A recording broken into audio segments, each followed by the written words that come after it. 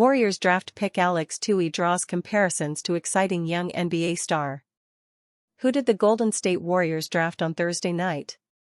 The Warriors traded down in the second round from the 41st pick to grab the 52nd and 59th picks from the Phoenix Suns. With the 52nd pick, the Warriors drafted Alex Tui, a 6 feet 8 inches wing from Australia. Let's look at some of the Alex Tui player comps to learn a little more about what the Warriors are adding to their roster. Warriors draft pick, Alex Tui, is a Swiss Army knife. While not elite at any one skill, Tui can do a little bit of everything. He has a decent shot, can playmake, and is a solid defender. If he develops his three-point shot, Tui could serve as a sharpshooter like Doug McDermott, 6'6", 225, or Max Strus, 6'5", 215.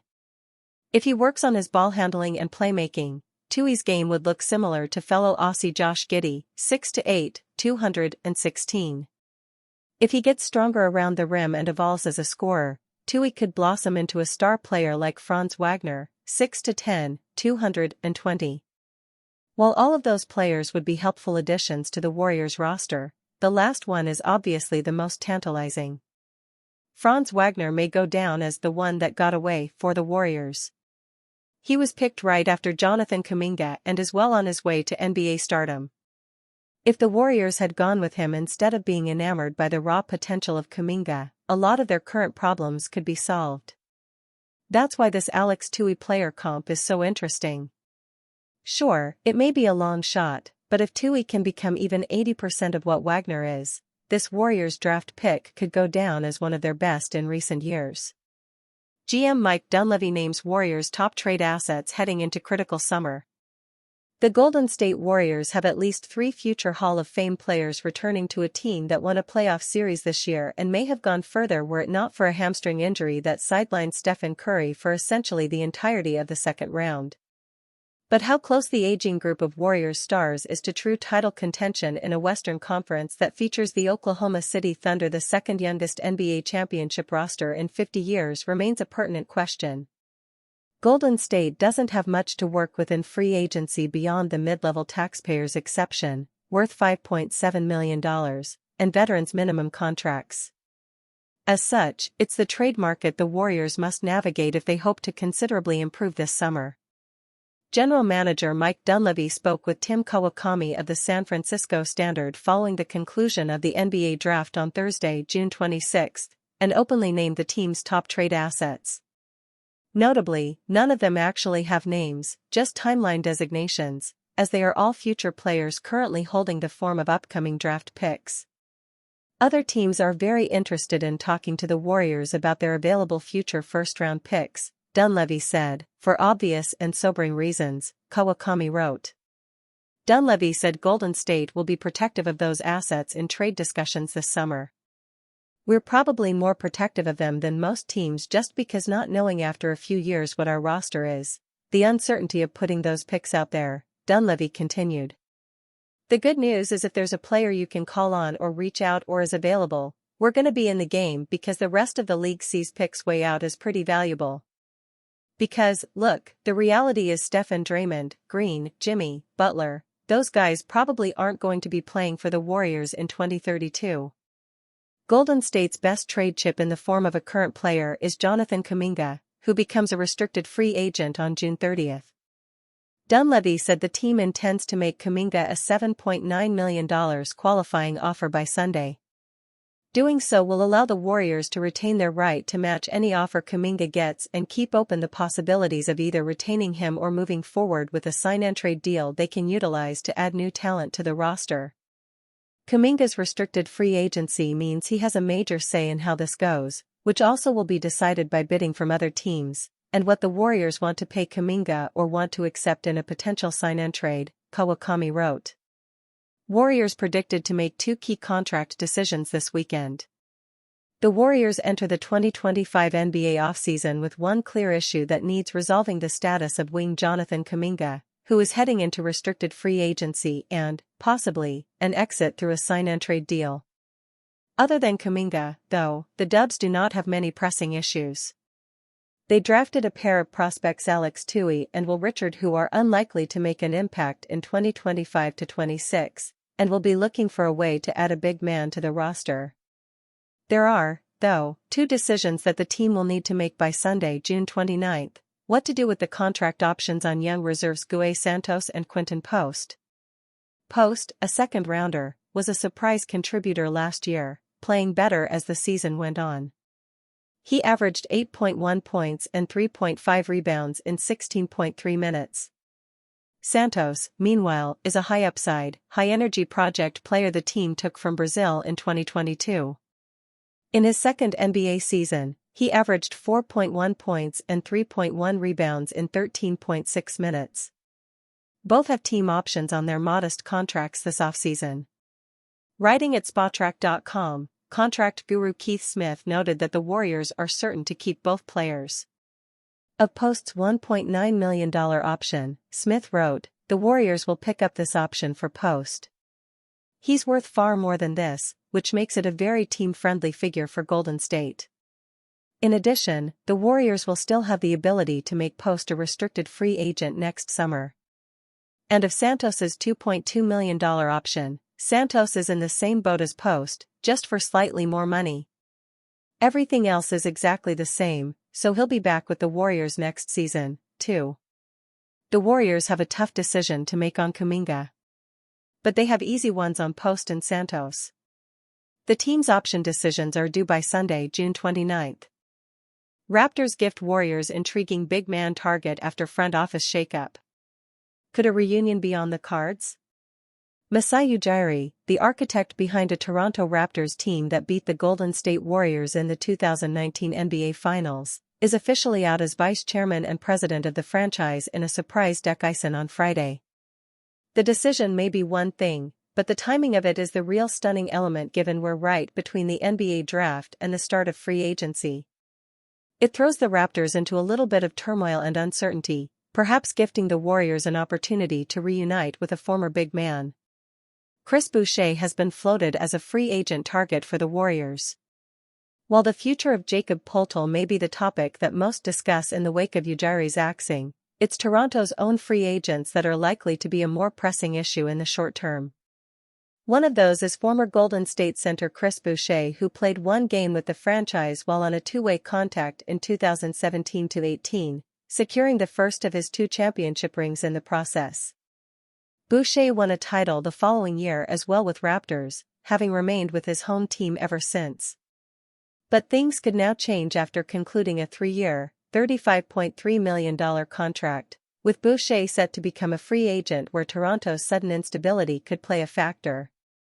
The 32-year-old certainly isn't a fancy name that will thrill Warrior fans, but the franchise does need to address its center position after declaring their desire not to have Draymond Green continue as a small ball starting 5. Boucher's name came up on the latest episode of the Warriors Plus Minus podcast, with Tim Kawakami of the San Francisco Standard mentioning the veteran as a possible depth option. "My other favorite, I listed him on my possible target list. You get him for the minimum, Chris Boucher," Kawakami said. "Fans would love him for the minimum. If he's your 12th man, you could do worse than that." Boucher was productive in averaging 10.0 points and 4.5 rebounds in 17.2 minutes this past season, shooting 49.2% from the floor and 36.3% from three-point range. His best season came in 2020-21 when he finished 8th in 6th Man of the Year voting, averaging a career-high 13.6 points and 6.7 rebounds on 38.3% shooting from deep. Boucher won't be the answer for the Warriors' starting center conundrum, meaning that the franchise should be aiming higher entering free agency. Yet as Kawakami points out, a reunion between player and franchise wouldn't be the worst option on a minimum contract. Jonathan Kuminga contract update: Warriors officially make forward restricted free agent with qualifying offer. The Warriors have nearly $140 million tied up in veterans Stephen Curry, Jimmy Butler, and Draymond Green next season. As they look to balance out their roster, will Jonathan Kuminga be a part of it? The 22-year-old forward has been the subject of speculation since failing to agree to a long-term contract extension ahead of last year's deadline for 2021 first-round picks, and his future with Golden State is still up in the air as the start of free agency looms. On Saturday, Kuminga got a bit more clarity about his path forward in free agency. Here are the latest details on Kuminga's contract situation with the Warriors. Jonathan Kuminga contract update. The Warriors extended a $7.9 million qualifying offer to Kuminga 2 days before the start of free agency, ensuring the forward will become a restricted free agent on Monday.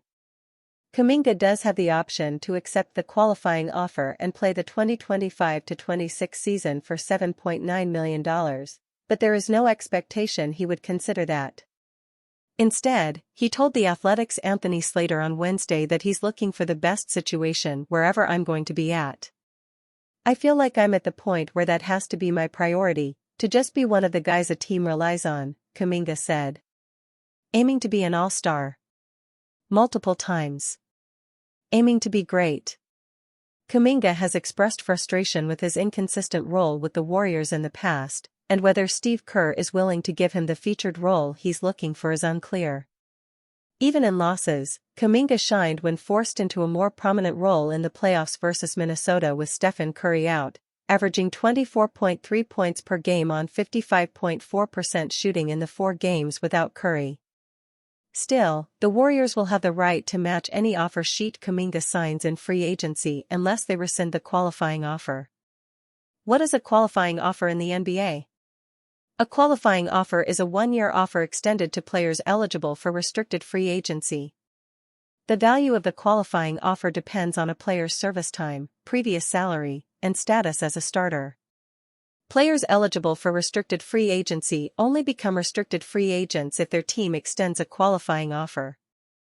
If the Warriors had declined to extend a qualifying offer to Kuminga, he would have become an unrestricted free agent. The qualifying offer allows the Warriors to match any offer sheet Kuminga signs since he will be a restricted free agent. For many players, the qualifying offer is simply a formality that doesn't get accepted. Often, players who would consider accepting the qualifying offer don't get one extended to them and instead become unrestricted free agents. Qualifying offers can also be rescinded. The Warriors rescinded Harrison Barnes' qualifying offer and made him an unrestricted free agent in 2016 because they agreed to a deal with Kevin Durant and no longer planned on bringing Barnes back. If Golden State determined there was no chance of Kuminga returning to the team, his qualifying offer could theoretically be rescinded, making him an unrestricted free agent. You are here, home/sports/NBA/ Mike Dunleavy Jr. reveals what Warriors will target in free agency. Mike Dunleavy Jr. reveals what Warriors will target in free agency. What are the Golden State Warriors' plans for the summer? No one knows which direction they will take and who they will try to trade and acquire. Speaking to the press, via NBC Sports, Warriors general manager Mike Dunleavy Jr. talked about his team's approach to the offseason. We'll target some players that we think can fit well. You got to have that balance of playing with these guys offensively by making shots and being able to pass, handling the ball and reading the game. And defensively, you've got to be able to guard. You've got to be able to hold up. I can't bring in a guy who's a great shooter and, on the other end, defensively can't do anything, Dunleavy said. So we're trying to look at guys that can make this team better. I think we've done a pretty good job in free agency, whether it's minimums or exceptions. I have a good feel for our group and what we can do to get better. So we'll see what we can do. It's clear that he has an idea in mind about the perfect players that he wants with Golden State. But just knowing what he wants doesn't mean he will actually get the stars his team needs. The Warriors are juggling a few things right now. They are attempting to build a post-Steph Curry future, which is drawing closer every year, and they are also trying to win now. They want a roster that can be good in the present and the long term. There are questions about multiple players in the lineup, especially Jonathan Kuminga. He could be leaving the Warriors this summer, hoping to start a new chapter with a team that wants to use him regularly. Once the future with Kuminga is settled, Dunleavy and his staff will get to work trying to add the kind of players who will help them win now and far into the future.